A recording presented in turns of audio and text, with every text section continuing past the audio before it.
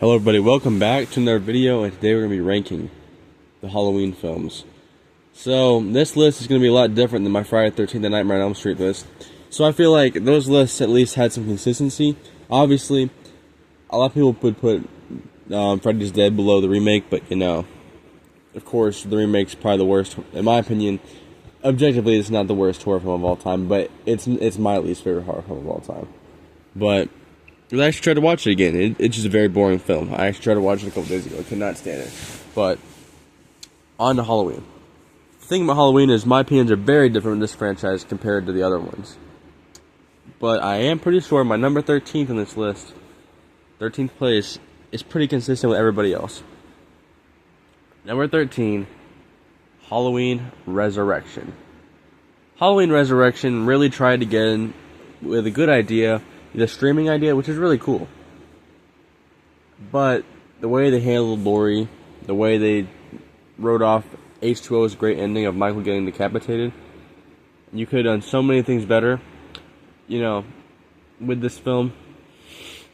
I like the idea of the camera work, like it's like a show and stuff. But just take out Laurie. Make it like Michael survives, make it where he's supernatural. He comes back and just scared of Laurie or something because she's decapitated. I don't know. Do something better than what they did. Because she dies, she acts very she doesn't really act like Laurie we know and love. She's not really as intelligent as she is in their films. It just doesn't feel like the Laurie Strode that we know. I also heard that Jamie Lee Curtis did not want to come back for this one, which I understand because H2O should have been a standalone film, as a celebration or a 20th anniversary film. But on to the next one. At number 12, I'm going to put Halloween 5. So thinking about this in my mind, I'm trying to think this concrete. Or Halloween Ends. Okay. Number 12, Halloween Ends. So Halloween Ends, to me, I really don't hate this film. I think it really tried something unique with the idea of bringing in, the evil transferring on. Corey, I think, is a great character. He's acted great. Again, I think that Laurie's granddaughter Allison is great in this one. I like how they try to have Laurie move on from the trauma. That's another cool part of this film. But to be a finale of this trilogy, the Blumhouse trilogy, and with no Michael Myers for almost the whole film, that does not sit right with me at all. That leaves a nasty taste in my mouth. That's basically just my biggest problem in this film. If you would introduce Corey in Halloween Kills, or you just extend this trilogy maybe by another film, a fourth film, you could have made this about the Corey, and then Michael, the final confrontation with Michael could have been Halloween. I don't know, a new title for the fourth in this Blumhouse trilogy. It would have been like a quadrilogy or something like that. Now I don't know, but still, it would have been better than what they tried to do. Not really good into this trilogy, but overall, it's a decent film. So, number 11 on my list after this is going to be Rob Zombie's Halloween 1. So, I really enjoy Rob Zombie's Halloween 2, and I think this one is really good for the first part, but the second part, I love how brutal Michael is. I think Tyler Mead, he does such a great job playing Michael and being the most intimidating, the biggest built version of Michael. But just overall, the way the second half tries to copy the original a little bit, I just don't really like. And overall, if it would just been the first part, this film would be a whole lot higher up, and the second part would try something new. That's why I really respect Rob Zombie's Halloween 2, because that actually tried a whole new idea and show Michael's the way his mind works, because he sees hallucinations of the horse and stuff like that.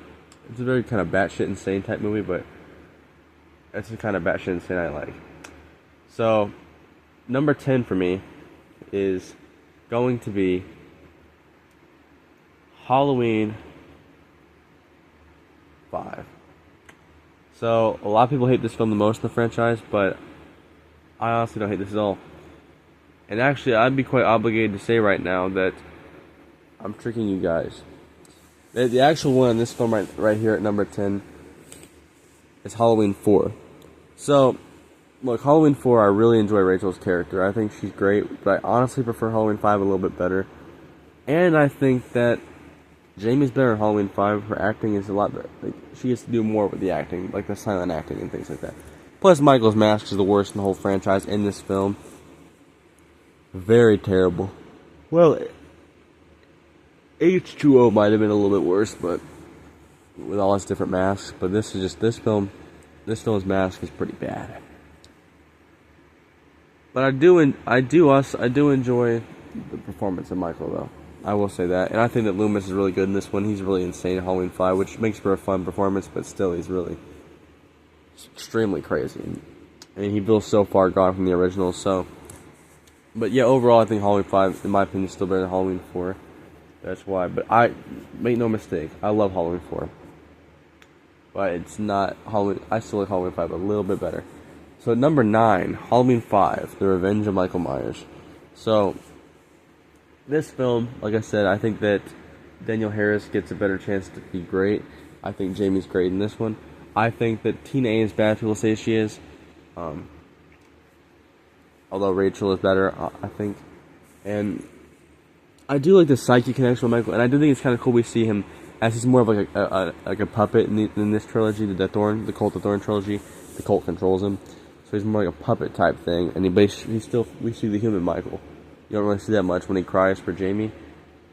When she sheds a tear whenever she asks, after she says that he's just like her, and I like that part. Although the one thing I do think the ending's really dumb in this one, where the man in black breaks in, and and Michael is in this jail cell with his mask still on his head, playing with his chain. It's just really, really dumb. But like I said, I do enjoy this one, and it's actually my favorite not my favorite of the Cult of Thorn trilogy.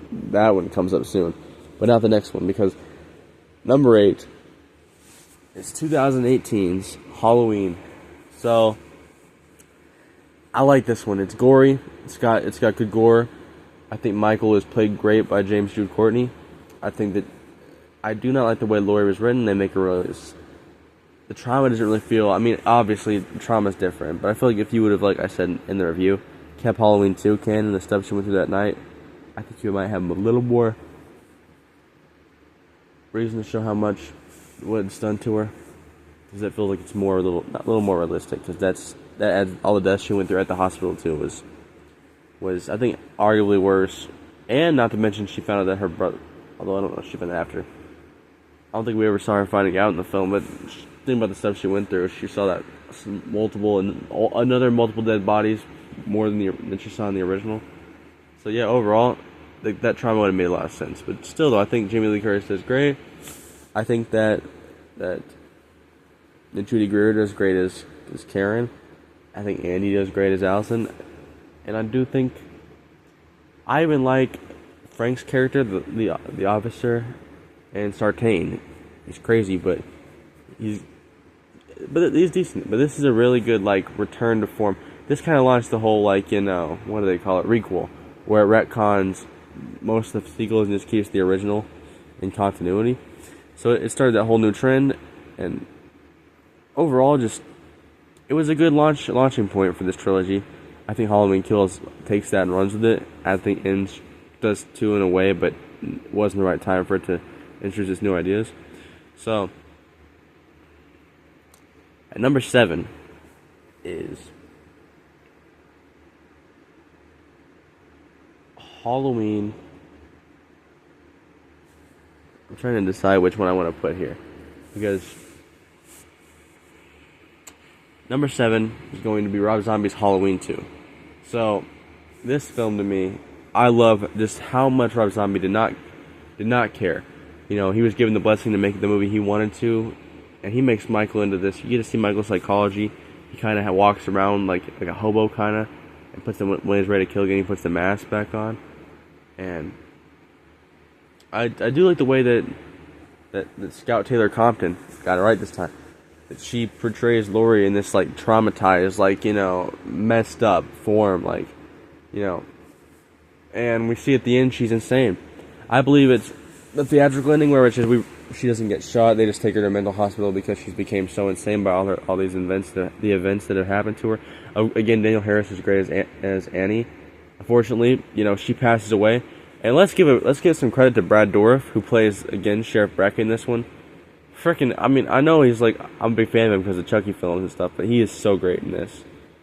And overall, the emotional performance he gives when he finds her body is amazing. Great acting by the legend himself. But yeah, just all that stuff combined makes this my favorite of the remakes and my number 7 favorite in this franchise. So I'd say after here is where the movies I really love start to come in. So onwards to number 6. Number 6 for me, which might be a little controversial, is going to be Halloween H2O. Halloween H2O, I think this is the best Laurie we get the whole franchise. I think John is a good character. Maybe not as good as Jamie was when it comes to being Laurie's kid, but overall I think he's pretty good. I think Michael, Chris Duran doesn't do the best, but especially when it shows his eyes a lot when Michael's one of the big parts of him is the soullessness, the shape, being called the shape, so that doesn't really fit it. But overall he's not the worst Michael Myers, I don't think. But a lot of it's the tone. I think people not the October setting or not the East Coast, Halloween setting, Midwest setting. That West Coast setting doesn't really fit it. But it is a badass film. The way Michael, some of the kills in this film and how he dies at the end, it is a badass Halloween film and a great return to form. Because I know the Cult of Thorn trilogy had gotten kind of crowded and stuff with all its lore and things like that. But overall, I really enjoy Halloween H2O. And I think it was this should have just been a standalone film because the way it ends is probably the best ending in this whole franchise. So on to number 5. Only films we have left now is Halloween Kills, Halloween 3, Halloween 6, Halloween 2, and the original. So 5 for me is going to be Halloween Kills. Halloween Kills is my favorite of the Blumhouse trilogy, and I think overall it is the best. I think the way Michael's just so brutal and how it basically lives up to his name. I think that the idea of him being this emotional evil, that the more he kills, the more power he gets back, is great. I really enjoy seeing how the town gets affected by Michael, this plague of fear and paranoia. Overall, that all combines. I'm also pretty nostalgic for the 2021 October season with this in the Chucky TV series, season 1, which I'm making a video of that soon. Look out for that. But overall, you could just say it's me enjoying that time. They boost this one too. I just love this Halloween film. It's my favorite of the ones I've seen in theaters or seen when they just came out because I watched this one on Peacock, and I watched the 2 others in theaters when it came to the 2018 through 2022 trilogy. But still really enjoyed this film, and that's why it's my number 5 favorite Halloween film. So number 4 for me is going to be Halloween 3, Season of the Witch. So Halloween 3, Season of the Witch. I used to not like this one, but I've grown to really enjoy the October atmosphere. I think that Adkins as the lead actor is great. I even think the girl, I think it's Ellie, she's great. Colonel Cochran, yeah. He's just this batshit insane villain. The way the kid's head melts is just really gnarly. The implication that all the kids that are wearing these masks are dying. It's a messed up film, obviously, for 82, definitely. But the soundtrack, the last John Carpenter score, it kind of caps off this trilogy of Halloween films. And it really is. It's grown on me. The images are really iconic to me. And overall, it's a fun spin-off film. I think if you take out the Halloween part, Season of the Witch is a great film. So, my number 3 film is going to be Halloween 6, The Curse of Michael Myers. I love Michael's design in this film. I enjoy Paul Rudd as Tommy. I think that Kara is great. I think she's a great character. I think that, although I'm still upset that we didn't get Danielle Harris back because they wouldn't hire her back. I do think it's kind of sick that Jamie gets killed off in the first 10 minutes of this film, which really sucked. Again, Loomis, Donald Pleasance back for his last film, rest in peace.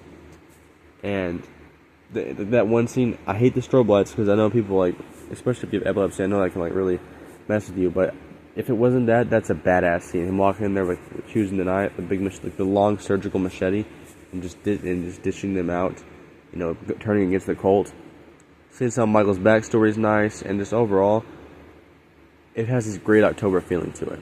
So I've grown to love this one. I don't think I've ever really hated this one, but a lot of people have. But I really enjoy. That's why it's my number 3. Moving on to number 2, Halloween 2. So Halloween 2 is my favorite sequel in this franchise, and overall, it used to be my favorite Halloween film above the original. But I came to my senses in that one. But hey, it's all subjective. But I think that Dick Warlock doesn't do. He's not as good as Nick Castle, obviously. I don't think, and the mask doesn't look as good. But I think that the hospital setting, the eeriness of it, because hospitals are kind of eerie, and just some of the kills, the more gory part of it. The Ben Tramer scene is pretty like batshit insane. Loomis is great in this one, and it really feels like a nice, like, whatever I will say the most about this film. This film feels like you can watch this one and the original back to back, and it'll feel like one seamless experience. I used to do that a lot. I'm probably gonna do it this year, but if you've by order of process of elimination, you know that I haven't talked about Halloween 1978, and that's because number 1 is Halloween 1978. So on those films, I'd say are my favorite originals. This one's only barely behind the original Nightmare on Elm Street, and that one's not even my favorite in that franchise. I'm a big Nightmare on Elm Street fan. That's my favorite franchise. I'm a big fan of the Dream Warriors and Dream Master. Those are my favorites in that franchise, and I like Dream Child too. But the original, that one is a classic to me, and I've reviewed that one. I made a video. I'm going to make a video about it soon. But overall, Halloween 1978 might be the greatest original film of any horror franchise. The influence this film has had on other films in the genre: Nick Castle as Michael Myers, Jamie Lee Curtis as Laurie Strode, John Carpenter as a director. The score itself, the lighting, how more cerebral this film is. It's not that gory. Just like that, and a scene to talk about what I really love about this film is the scene where Laurie's at the top of the stairs. She's crying. She found Annie's body. Then all of a sudden, you just see Michael start to peer. He begins to peer out of the shadow, and his face slowly morphs into the reveals itself in the light. My favorite shot in that whole film and stuff. But this film really did this film is basically the real start. Black Christmas and Texas Chainsaw Massacre, and even I'd say that Black Christmas, Bay of Blood's another underrated original slasher from the early 70s. Bay of Blood, Texas Chainsaw Massacre, and Black Christmas are all pretty much proto slashers.